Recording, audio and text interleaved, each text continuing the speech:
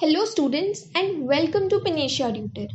आज हम पढ़ेंगे क्यूब्स एंड डाइसेस के बारे में। स्टूडेंट, क्यूब्स एंड डाइसेस बहुत ही इंटरेस्टिंग और इजी टॉपिक है।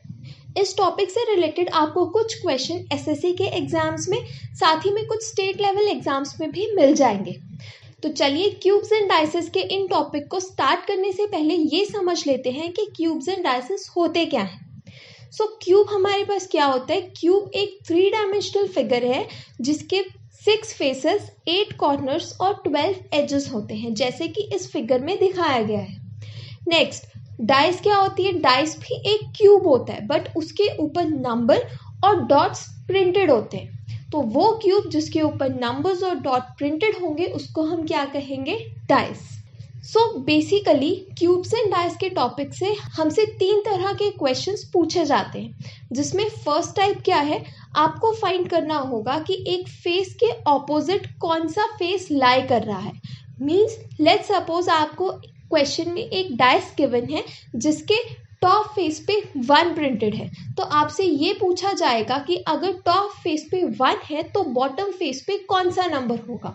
मीन्स आपको फाइंड करना है कि 1 के ऑपोजिट कौन सा नंबर है। सेकेंड टाइप में आपसे पूछा जाएगा, आपको एक अनफोल्डेड डाइस गिवन होगी, उससे रिलेटेड आपको ये पूछा जाएगा कि अगर आप इस अनफोल्डेड डाइस को फोल्ड करते हो तो कौन सी क्यूब फॉर्म होती है। थर्ड टाइप में ये है कि मान लीजिए आपको एक क्यूब गिवन है और उसको पेंट कर दिया गया है। नेक्स्ट, उस क्यूब को फर्दर स्मॉल क्यूब्स में डिवाइड कर दिया है। तो क्वेश्चन ये होगा कि आपको पता करना है कि कितने स्मॉल क्यूब्स होंगे जिनकी 2 साइड पेंटेड होगी, या फिर 3 साइड पेंटेड होगी, या फिर कोई भी साइड पेंटेड नहीं होगी। तो बेसिकली एग्जाम में इन्हीं 3 टाइप से आपको क्यूब्स एंड डाइस के क्वेश्चन आएंगे। तो चलिए 1 बाय 1 इन तीनों टाइप्स को स्टडी करते हैं। तो सबसे पहले आते हैं टाइप 1 पे। Find the element on the opposite face to a particular face. Type 1 के क्वेश्चन को अटेम्प्ट करने के लिए आपको 3 रूल्स के बारे में पता होना चाहिए। Rule 1, 2 and 3। अगर आपको इन तीनों रूल्स की नॉलेज है तो आप इस टाइप के क्वेश्चन को विद इन सेकेंड्स अटेम्प्ट कर पाएंगे। रूल 1 के अकॉर्डिंग क्या है, लेट्स सपोज आपको एक डाइस गिवन है, उस डाइस की आपको 2 पोजीशंस गिवन है, फिगर 1 एंड फिगर 2। अब इन दोनों पोजीशंस पे अगर कोई भी 2 नंबर्स कॉमन है, जैसे अब इस फिगर 1 में 6 और 4 है, फिगर 2 में 6 और 4 है, मीन 6 और 4 दोनों डाइसेस पे कॉमन है, तो जो थर्ड फेस रह जाएगा वो आपस में ऑपोजिट होगा। मीन्स फिगर 1 में 1 और फिगर 2 में 5, तो 1 और 5 क्या हो गए? आपस में ऑपोजिट। नेक्स्ट, रूल 2 के अकॉर्डिंग हमारे पास क्या है कि आपको एक डाइस की 2 पोजीशन गिवन है, फिगर 1 एंड फिगर 2। अब इन दोनों डाइसेस पे कोई एक नंबर कॉमन होगा और उसकी पोजीशन भी फिक्स्ड होगी। जैसे कि फिगर में आप देख सकते हो जो 3 है वो कॉमन है और उसकी जो पोजीशन है वो डाइस के टॉप फेस पे है, मींस उसकी पोजीशन क्या है? फिक्स्ड है। तो इस केस में आपको रूल 2 अप्लाई करना है। तो अब इसमें आप किस तरह से ऑपोजिट फाइंड करोगे?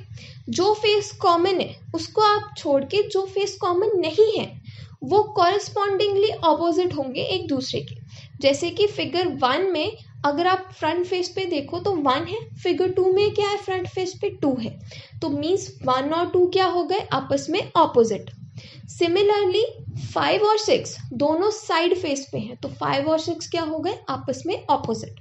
तो इस तरह से जो नंबर कॉमन है उसको छोड़ के जो अनकॉमन नंबर्स हैं वो कॉरेस्पॉन्डिंगली एक दूसरे के क्या होंगे? ऑपोजिट। नेक्स्ट आते हैं रूल 3 पे।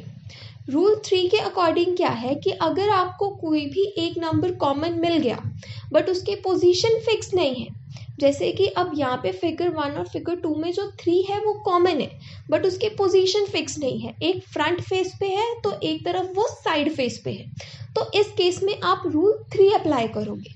तो रूल 3 हमें क्या कहते हैं कि फिगर 1 में आपने कॉमन नंबर से शुरू किया 3 से, तो 3 से आप क्लॉकवाइज मूव करोगे। उसके बाद क्लॉकवाइज मूव करने के बाद आपको पहला नंबर कौन सा मिल रहा है? 6। फिगर 1 में 6 मिल रहा है और फिगर 2 में 3 के बाद क्लॉकवाइज मूव करने पे क्या मिल रहा है? 1। मीन्स 1 और 6 क्या हो गए? आपस में ऑपोजिट। अब आते हैं सेकंड नंबर पे। 6 के बाद कौन सा नंबर है फिगर 1 में? That is 4। और फिगर 2 में 1 के बाद सेकंड नंबर कौन सा हमें दिख रहा है? 5। मीन्स 4 और 5 क्या हो गए? आपस में ऑपोजिट। तो रूल 3 के अकॉर्डिंग आपको कॉमन नंबर से शुरू करना है और वहां से क्लॉकवाइज मूव करना है, और क्लॉकवाइज मूव करने पे जो भी पहले नंबर्स आएंगे वो आपस में ऑपोजिट होंगे। Similarly for second numbers. ठीक है, तो ये थे हमारे पास 3 रूल्स, रूल 1, 2 एंड 3। तो इन तीनों रूल्स की हेल्प से आप टाइप 1 के क्वेश्चन को इजीली अटेम्प्ट कर सकते हैं। बट स्टूडेंट्स, एक चीज़ आपको यहाँ पे ध्यान में रखनी है कि जब भी आप रूल अप्लाई करोगे तो सबसे पहले आपको रूल 1 अप्लाई करना है। अगर रूल 1 अप्लाई नहीं होता फिर रूल 2 पे आना है, और अगर रूल 2 भी अप्लाई नहीं होता फिर जाके रूल 3 पे आना है। सीधे रूल 3 पे नहीं आना। क्यों?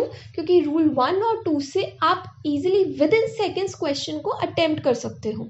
रूल 3 के लिए आपको थोड़ा सोचना पड़ेगा, इसलिए ट्राई करना है एग्जाम में, अगर पहले रूल 1 और 2 अप्लाई हो रहे हैं तो पहले उन्हीं दोनों को अप्लाई करना है। तो चलिए इन तीनों रूल्स को समझते हैं कुछ क्वेश्चंस की हेल्प से। अब हमारे पास फर्स्ट क्वेश्चन क्या है? The 3 positions of a dice are given, find the face opposite to alphabet B. अब यहाँ पे आपको एक ही डाइस की 3 पोजीशन गिवन है। आपको पता करना है कि बी अल्फाबेट के ऑपोजिट कौन सा अल्फाबेट लाई करते हैं। तो स्टूडेंट्स, यहाँ पे आपको 3 फिगर्स गिवन है और मैंने आपको जो रूल करवाए हैं वो 2-2 फिगर्स के अकॉर्डिंग कराए हैं। तो इसमें आपको टेंशन लेने की ज़रूरत नहीं है। आप इनमें से कोई भी 2 फिगर्स को रूल अप्लाई करके आंसर फाइंड कर सकते हैं। तो जैसे इस क्वेश्चन में अगर आप फिगर 1 और फिगर 3 को पिक करते हो तो यहाँ पे इजीली आप रूल 1 अप्लाई कर सकते हो। क्यों? क्योंकि यहाँ पे ए और डी अल्फ़ाबेट फिगर 1 और फिगर 3 में कॉमन है। तो अब जो अल्फ़ाबेट रह गए हैं वो कौन से हैं? एफ और बी। तो रूल 1 के अकॉर्डिंग क्या हुए? एफ और बी। एफ और बी दोनों ही ऑपोजिट हो गए एक दूसरे के। मीन्स बी के ऑपोजिट कौन सा अल्फ़ाबेट लाई करता है? Alphabet F. सो हमारा आंसर क्या होगा? Option B, F. The next question is the 3 positions of a dice are given, find the number opposite to 1। अब यहाँ पे भी आपको एक ही डाइस के 3 पोजीशन गिवन है। आपसे पूछा गया है कि 1 नंबर के ऑपोजिट कौन सा नंबर लाई कर रहा है। तो यहाँ पे भी आप कोई भी 2 फिगर्स का यूज़ कर सकते हो। अब जैसे अगर यहाँ पे आप फिगर 1 और फिगर 2 का यूज़ करो तो आप फिगर 1 और फिगर 2 की हेल्प से रूल 3 अप्लाई करके आंसर फाइंड कर सकते हो। तो रूल 3 के अकॉर्डिंग क्या होता है कि मान लीजिए कोई नंबर कॉमन है, जैसे फिगर 1 और फिगर 2 में 3 कॉमन है, तो वहाँ से आपको क्लॉकवाइज मूव करना शुरू करना है। तो फिगर 1 में अगर आप 3 से क्लॉकवाइज मूव करते हो तो क्या आता है? 2, और फिगर 2 में क्या आता है? 4, which means 2 and 4 are opposite to each other. Similarly next number कौन सा आता है फिगर 1 में? 1, और फिगर 2 में 5। तो 1 और 5 क्या हो गए? एक दूसरे के ऑपोजिट। हमसे क्वेश्चन में क्या पूछा गया है कि 1 के ऑपोजिट कौन सा नंबर है? तो 1 के ऑपोजिट कौन सा नंबर है? That is 5। So our answer will be option C, 5। अब आते हैं टाइप 2 पे।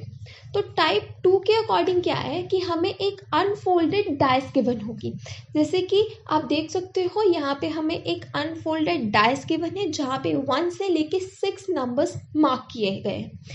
अब क्वेश्चन ये होगा कि अगर आप इस अनफोल्डेड डाइस को फोल्ड करते हो तो कौन सी डाइस ऑप्शन के अकॉर्डिंग फॉर्म होगी। तो इस तरह के टाइप के क्वेश्चन को करने के लिए आपको सबसे पहले ऑपोजिट फाइंड करने होंगे। अब ऑपोजिट कैसे फाइंड करेंगे? जैसे आप कोई भी नंबर यहाँ से पिक कर लो, जैसे कि 5 है, तो 5 के बाद वाला नंबर आप स्किप करोगे और उसके बाद वाला नंबर पिक करोगे। जैसे 5 के बाद आपने 6 को स्किप किया और 2 को पिक किया, मीन्स 5 और 2 क्या हो गए? आपस में ऑपोजिट। नेक्स्ट आते हैं 6 पे। तो 6 के बाद भी आप एक नंबर स्किप करके थर्ड वाला नंबर चूज करोगे। तो 6 के ऑपोजिट क्या आ गया? 1। और कौन से 2 फेसेस रह गए? 4 और 3। तो 4 और 3 क्या हो जाएंगे? आपस में ऑपोजिट। तो इस तरह से आपने इस अनफोल्डेड डाइस में ऑपोजिट्स फाइंड कर लिए। अब इन ऑपोजिट्स के बेसिस पे ही आप अपने आंसर को मार्क कर सकते हो। कैसे?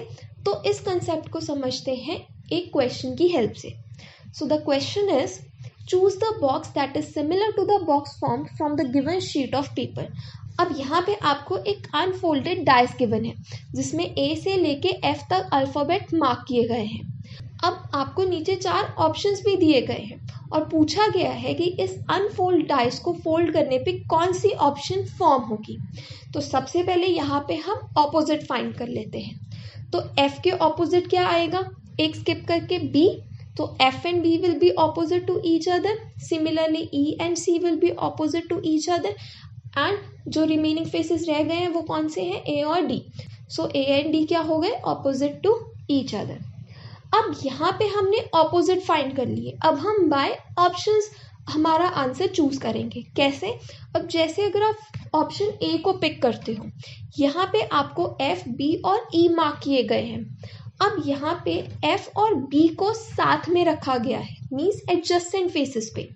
बट जो हमें अनफोल्डेड डाइस गिवन है उसके अकॉर्डिंग क्या था, एफ और बी ऑपोजिट।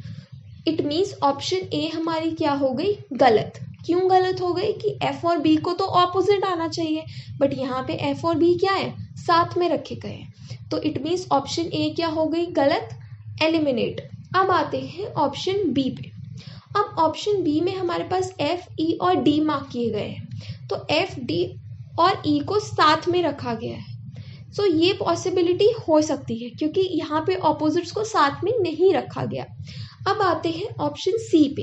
अब आप ऑप्शन सी में चेक करो तो ई बी और सी को साथ में रखा गया है, बट जो हमने फिगर में किया था कंक्लूड वो क्या था कि ई और सी ऑपोजिट होने चाहिए, बट यहाँ पे ई और सी को साथ में रखा है, विच मीन्स ऑप्शन सी भी क्या हो गई, एलिमिनेट।